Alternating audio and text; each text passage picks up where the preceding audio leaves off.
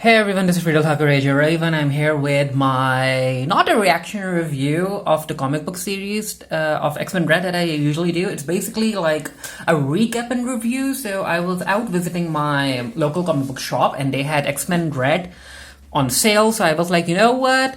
I need it. So I got it.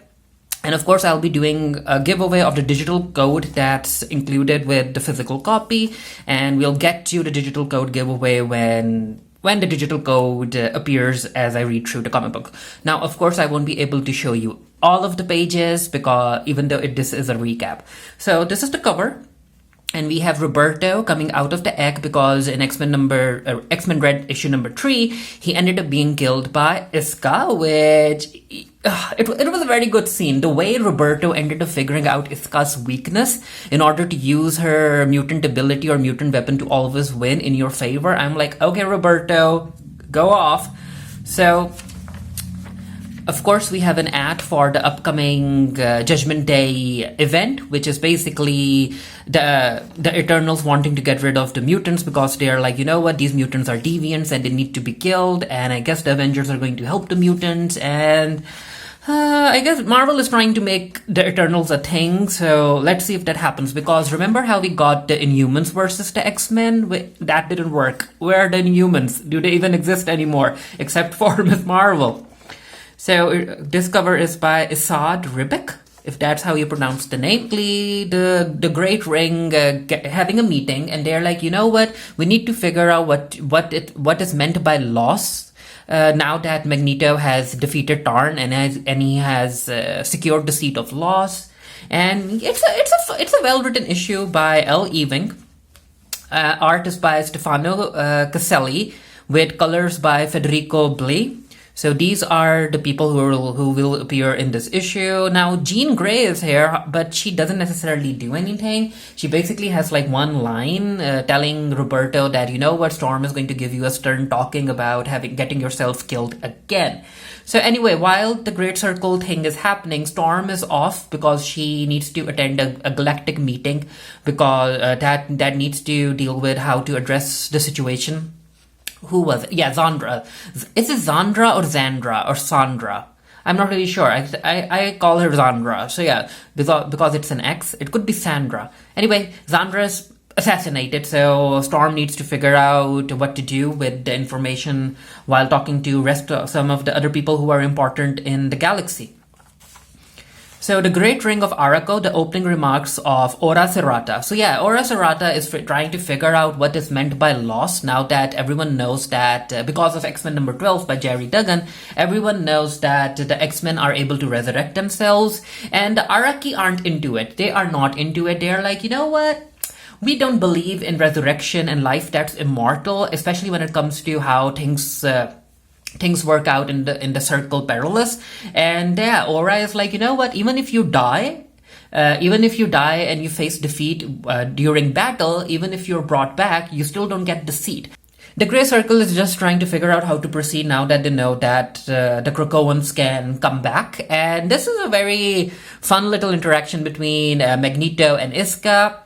Because Iska is like, you know what, that Roberto person, he ended up using my powers against me and allowed Magneto to cheat. And Aura is like, nope, Magneto won using his chosen weapon. No law was broken, Iska. And yeah, she's like, don't cast your evil eye at me, Aura. You may go blind.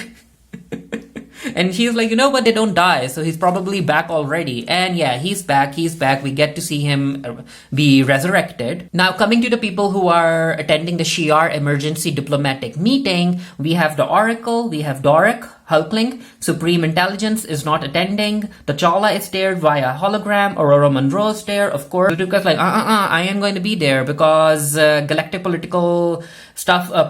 politics was deemed unimportant. However, Orbis Stellaris is there, and Richard Rider, Nova's there too. Now, for those of you who have been wondering where Aurora and T'Challa's relationship is at the current moment, especially after Black Panther issue number 3 by John Ridley, well, Al Ewing does give us this panel, which I think he handled the situation well, because I do agree with Storm, because T'Challa ended up hurting Storm. Because not only did T'Challa lie to her face, T'Challa also ended up using Gentle as a sleeper agent, and he really thought that Storm wouldn't know about this. So I have a feeling that, you know what, if T'Challa wants to mend the relationship, he needs to put in the work, and maybe some new Black Panther writer might do that. Maybe it will happen during a moment in the upcoming Judgment arc or event. Who knows? But yeah, as of now, I think these two are in a weird place. I don't necessarily think that they broke up, but there's some mending that needs to be done. So during the meeting, Oracle ends up telling everyone that Empress Zandra has been assassinated, and Hulkling is like, what? And Storm is like, no. And I'm like, Storm!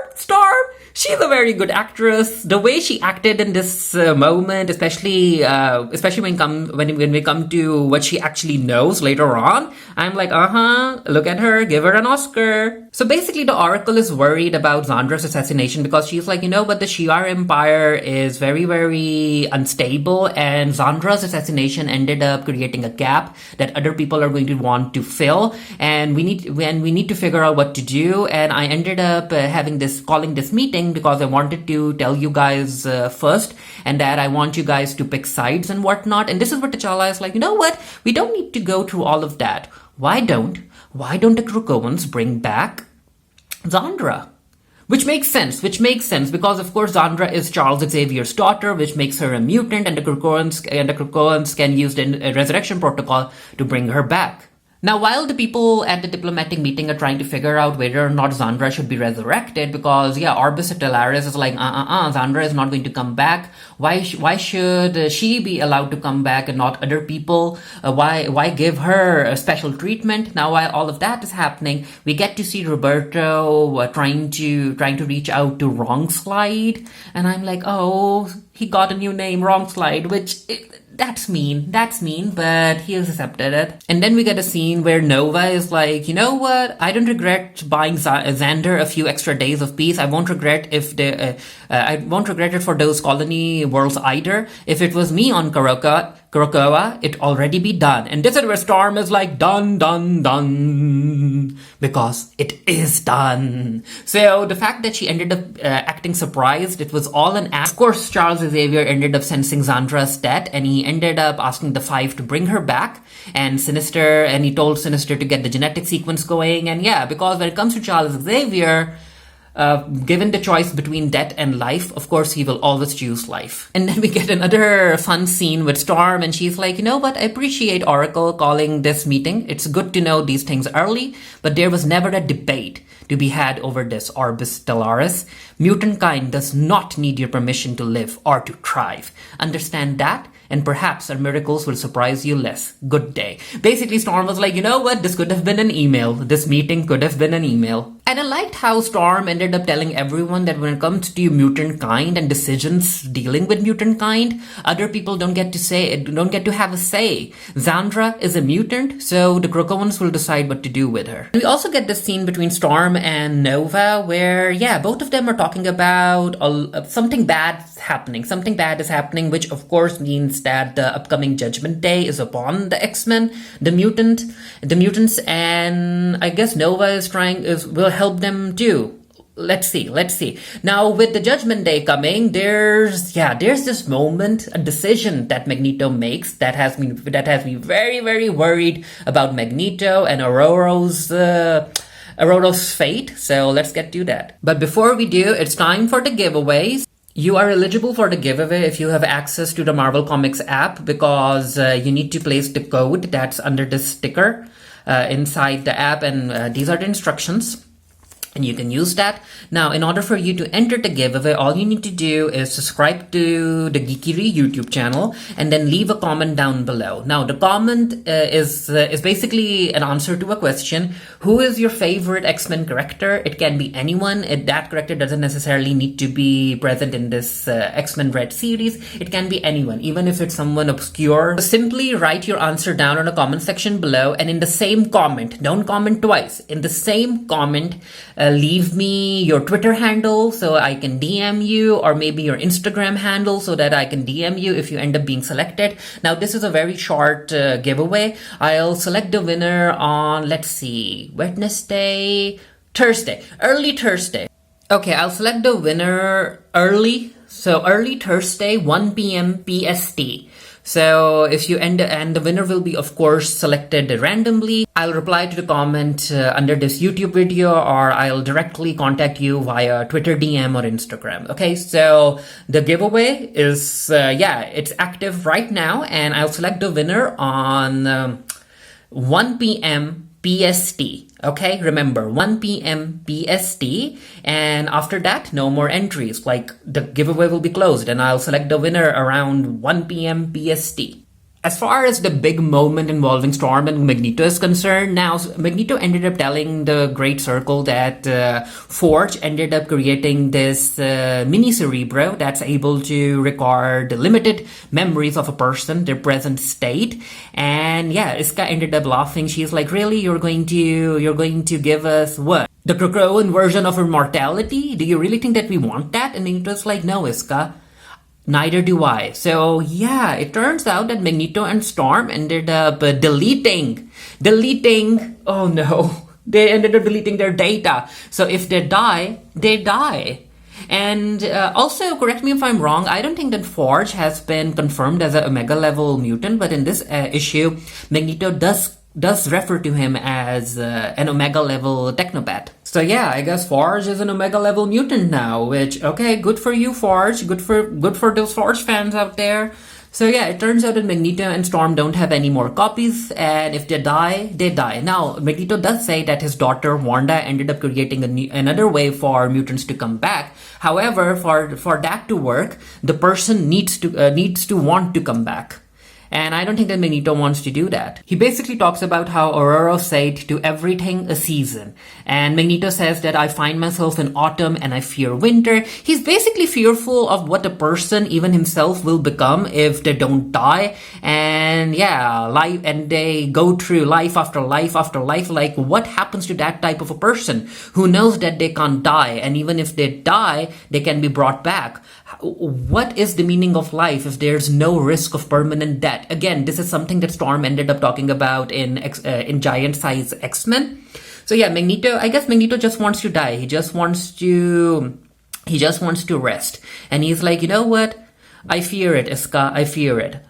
I do not fear a life that ends. Which, yeah, it is a very Magneto thing to say. And the issue ends with Roberto basically inviting Wrongslide to come visit Arakko.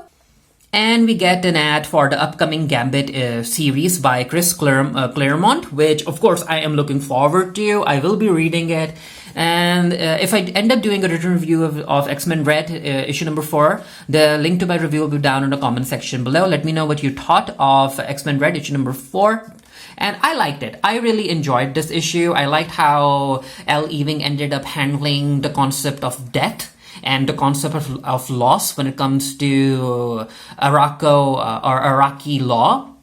And I also liked how he handled Storm as a character and where she stands in front of some very, very important people. And also, I think the way that he handled Storm's and T'Challa's relationship, that made sense too.